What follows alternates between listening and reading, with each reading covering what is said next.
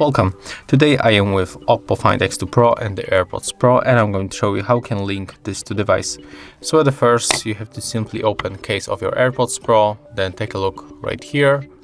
Click and hold this back button on the charging case. And when the indicator is blinking, just put it here. Open the Bluetooth settings. And when you enable Bluetooth, you can find AirPods Pro here, so simply tap on them, then confirm pairing by tapping here, and as you can see, we are connected. So it was pretty simple, and if you found this video helpful, remember to have a like, comment, and subscribe to our channel.